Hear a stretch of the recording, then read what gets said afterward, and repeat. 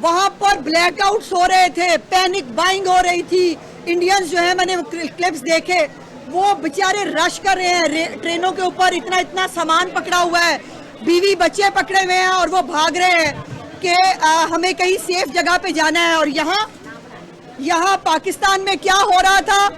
पाकिस्तान में बेशक ड्रोन के हमले हो रहे थे, लेकिन उसके बावजूद पाकिस्तानी ड्रोन यहाँ कंधों पर उठाकर नारे तकबीर के नारे लगा रहे थे।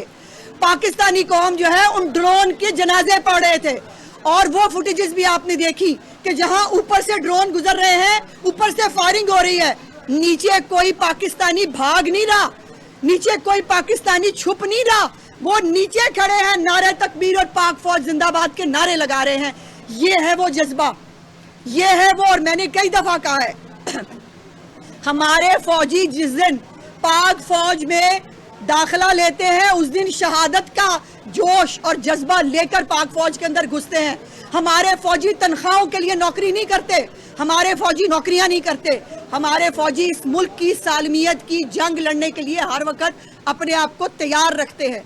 और वो आपने देखा कि जिनको बड़ा शौक था कि पाकिस्तान को अंदर घुस के मारेंगे, वो तो नहीं घुस सके, उनकी तो जुर्रत नहीं हो सकी घुसने की। पाकिस्तानी ना सिर्फ घुस के मार के वापस आए। और अल्हम्दुलिल्लाह हमारे तमाम तैयारे, हमारे तमाम फौजी अल्लाह पाक के करम के साथ सेफ एंड साउंड है। और आज पूरी पाकिस्तानी कौम जो है वो यौम तशक्कुर बना रही है। अल्लाह पाक के हजूर हम सर्वसजूद हैं, उसका शुक्र अदा कर रहे हैं और साथ साथ अपनी पाक फौज के साथ इजहार यकजहती और जिस किस्म की मुदब्बराना क़यादत और स्ट्रेटजी के साथ पाकिस्तान ने हमले किए, दुनिया ये जानने की कोशिश कर रही है। जिनको लगता था कि शायद पाकिस्तान जवाब नहीं देगा, मोदी जो हरकतें कर रहा है हम शराफत में उसको बर्दाश्त करते जाएंगे, तो फिर 100 सुनार के बाद एक लोहार की होती है। और वो हमने करके दिखाई, और अभी एक की है। अभी इनके 3-4 दिनों की जो इनकी फसाद था, इनकी मस्ती थी, उसका जवाब सिर्फ 4 घंटे के अंदर दिया है। और 4 घंटे के अंदर इनको घुटनों पर आकर ये रिक्वेस्ट करनी पड़ी कि पाकिस्तान के साथ हमारा सीज फायर करा दे। और मेरे लिए ये बहुत और हम तमाम पाकिस्तानियों के लिए बहुत सुकून और तसल्ली की बात यह है कि हमारे वो बच्चे, हमारे वो मासूम जिनको बेगुनाह शहीद किया गया, जिनको बेगुनाह जिनके खून बहाए गए, जिन औरतों को जो है वो इस जंग के अंदर इस्तेमाल किया गया, उन बच्चों के, उन औरतों के नाम लिख के मिसाइल भेजे हैं। और ये वो कर्ज था उन शहदा का पाकिस्तानी फ़ौज के ऊपर, पाकिस्तान की क़यादत के ऊपर, जो हमने सूद समेत लौटाया है। अभी भारतीय मीडिया जो है वो बता ही नहीं पा रहा है कि उनका नुकसान कितना हुआ है।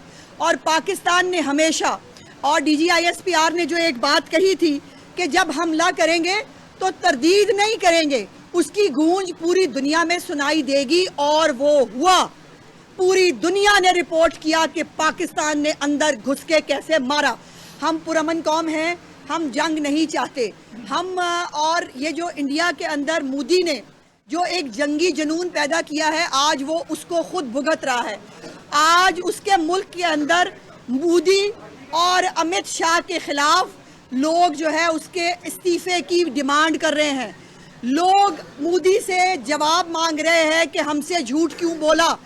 पूरे मीडिया को इस्तेमाल किया, मोदी ने वन साइडेड झूठे प्रोपेगंडे चलाए, सोशल मीडिया के ऊपर झूठी खबरें चलाई। बट सलाम है इस पाकिस्तानी कौम को और पाकिस्तान के मीडिया को, जिसने जज्बाए हुब्बुल वतनी के साथ ना सिर्फ इनको मैदान में शिकस्त दी, इनको सोशल मीडिया पे शिकस्त दी, इनको मीडिया के महाज पे शिकस्त दी। और आज भी आप देखिए इनके रोने धोने चल रहे हैं।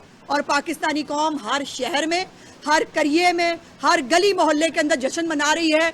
और इस वक्त एक तूफान है, मीम्स का एक तूफान है। हमने इनकी जंग की धमकी को भी जूती की नोक पे रखा था, मीम्स की नोक पे रखा था। और आज भी इंशाअल्लाह ताला हम अल्लाह के फजल से यौम तशक्कुर अल्लाह पाक के सामने जो है वो बहुत आज़ी के साथ मना रहे हैं। और ये अल्लाह पाक का ख़ास करम है इस मुल्क के ऊपर, जो 27 रमज़ानुल मुबारक को वजूद में आया था कि इस मुल्क को ता क़यामत नाकाबिल तस्खीर भी रहना है और इसको कायमो दायम भी रहना है। और मैं इसके साथ साथ आखिर पे जो हमारे दोस्त ममालिक हैं, मैं उनका भी शुक्रिया अदा करना चाहती हूँ, जिसके अंदर टर्की है, जिसके अंदर चाइना है, सऊदी अरब है, यूएई है, कतर है और आज़रबाईजान की तो मैंने बहुत सारे सोशल मीडिया पे क्लिप्स देखे जहाँ पर उनके सेलिब्रिटीज़ जंग से पहले पाकिस्तान के लिए जो है वो इजहार यकजहती कर रहे थे। और कल बहुत बड़ा इज्तिमा हुआ है बाकू के अंदर, जहां पर लोगों ने सेलिब्रेट किया है पाकिस्तान की इस विक्ट्री को और दुनिया में हर जगह हर शहर में जो है वो पाकिस्तान की विक्ट्री को सेलिब्रेट किया जा रहा है। और मैं समझती हूँ कि ये लोग जो खुद खौफ से डर डर के मर रहे थे, पाकिस्तान ने तो अटैक जो है वो 9 और 10 की रात को किया है और अज़ान फजर के वक्त किया है और सूरज की रोशनी में किया है। हम बुज़दिलों की तरह रात की तारीकी में वार करने के कायल नहीं हैं। और ये 3 दिन पहले से डर डर के मर रहे थे, खौफ से इनका ये आलम था कि कोई पैनिक बाइंग कर रहा है, कोई बच्चे लेके भाग रहा है। फौजियों की अपनी जो है वो हालत देखने वाली थी, इनकी जो अपनी ऑफिशियल वीडियोस आ रही थी मोदी की अपनी कैबिनेट के साथ, उनके चेहरे बता रहे थे कि उनके हालात क्या हैं। और फिर इनको 3 दिन खौफ से मारा और उसके बाद सिर्फ 4 घंटे के अंदर इनको घुस के मारा और मारने के बाद आज अल्लाह का शुक्र है कि सीज़ फायर का ऐलान हुआ है और मैं तवक्को करती हूँ कि ये सीज़ फायर मुस्तकिल होगा। इस खत्ते के अंदर कोई कन टुट्टा बदमाश नहीं है, ना किसी को बनने देंगे। अपनी डोमेन में रहें। पाकिस्तान के लोगों को भी, पाकिस्तान इस वक्त प्रॉस्पेरिटी के ट्रैक पे है, पाकिस्तान इस वक्त तरक्की के ट्रैक पे है। हम इंडिया के लिए भी अच्छी ख्वाहिशात रखते हैं, लेकिन हमें कोई तरन वाला समझने की गलती ना करे और जो गलती करने की कोशिश करेगा उसको इंशाअल्लाह ताला चंद घंटों के अंदर जो है वो मुंह तोड़ जवाब देना आप सब देख चुके हैं। और अब ये 10 मई ये पाकिस्तान मुस्लिम लीग नून की हुकूमत के क्रेडिट पे आ चुके हैं, तो क्या आप नहीं समझती कि अब 10 मई के बाद पाकिस्तान मुस्लिम लीग नून का नया पाकिस्तान है? देखिए, बात मुस्लिम लीग नून की या उसकी नहीं है, बात पाकिस्तान की है। और जब पाकिस्तान की बात आए तो ला महाला मुस्लिम लीग नून याद आती है। मैं यहाँ कोई पॉइंट स्कोर करना नहीं चाहती, मैं कोई सियासी बहस में नहीं जाना चाहती, लेकिन ये फैक्ट है कि एटमी धमाके मियाँ नवाज शरीफ ने किए। ये फैक्ट है कि पाकिस्तान के दिफा को नाकाबिल तस्खीर मियाँ नवाज शरीफ ने बनाया। ये फैक्ट है कि जो थंडर तैयारे हैं वो मियाँ नवाज शरीफ ने लेके दिए। ये फैक्ट है कि पाकिस्तान में जब भी तरक्की होती है, जब भी पाकिस्तान में खुशहाली आती है, मुस्लिम लीग नून का दौर होता है। तो ये अल्लाह पाक का खास करम है मुस्लिम लीग नून पर और उसकी क़यादत पे।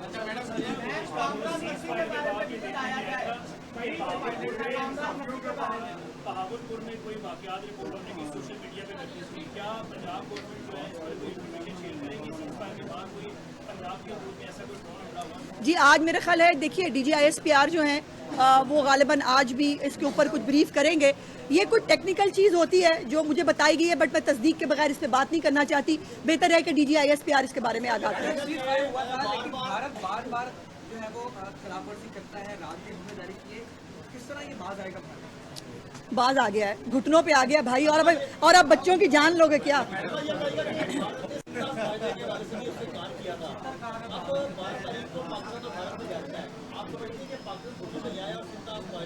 देखिए, इससे बड़ी कामयाबी पाकिस्तान की पिछले 20-25 साल में हो नहीं सकती कि जिस मसला कश्मीर को नॉन इशू कह दिया गया था, जिस मसला कश्मीर पे बात करने के लिए ये तैयार नहीं थे। डोनाल्ड ट्रंप का आज का ट्वीट अगर आपने देखा हो, उसमें उसने कहा है कि मसला कश्मीर पे भी बात होगी और मसला कश्मीर पे बात किए बगैर इंडिया पाकिस्तान के बीच में अमन नहीं हो सकता। तो हर चीज़ पे बात होगी, सिंतास मुआहदे पे भी बात होगी, मसला कश्मीर पे भी बात होगी। और दहशतगर्दी, जो पाकिस्तान के अंदर दहशतगर्दी होती है, मुख्तलिफ जो ग्रुप्स को आगे करके इंडिया जो दहशतगर्दी करता है, उसके तो हम सबूत भी दिखा चुके हैं। हम फॉल्स फ्लैग नहीं करते, हम सबूतों के साथ बात करते हैं और इंशाल्लाह ताला अब इंटरनेशनल फोरम के ऊपर सबूतों से बात करेंगे। ये बताइएगा कि जब ये बिक्री नहीं दी थी हुकूमत ने, तो यहाँ अलीमा खान साहब और दीगर ये कह रहे थे कि इंडिया से ड्रोन पिंडी कैसे पहुँचे और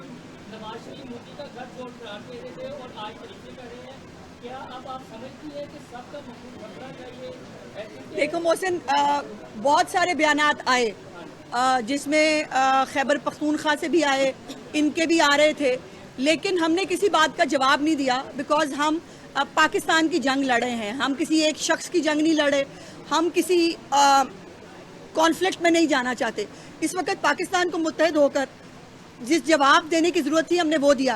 तो ये जो शरपसंद अनासर हैं ये पहले से भी रहे हैं और ये बेचारे अपने जो है वो जख्म चाटते रहते हैं, इनके ऊपर ये काबिल तरस लोग हैं, इनकी बात नहीं करनी चाहिए। ये फरमाएं कि जो हमारे आर्मी चीफ हैं रासिम मीसा, वो फखर अहमद, उन्होंने एक जो है खिताब दिया था इस्लामाबाद के अंदर, उसके बाद तो मोदी मीडिया जो है उसने बहुत गलत किया और वहाँ पे वापस किया कि आर्मी चीफ का जो खिताब था वो उनको रात की नींदें उनकी उड़ा गया।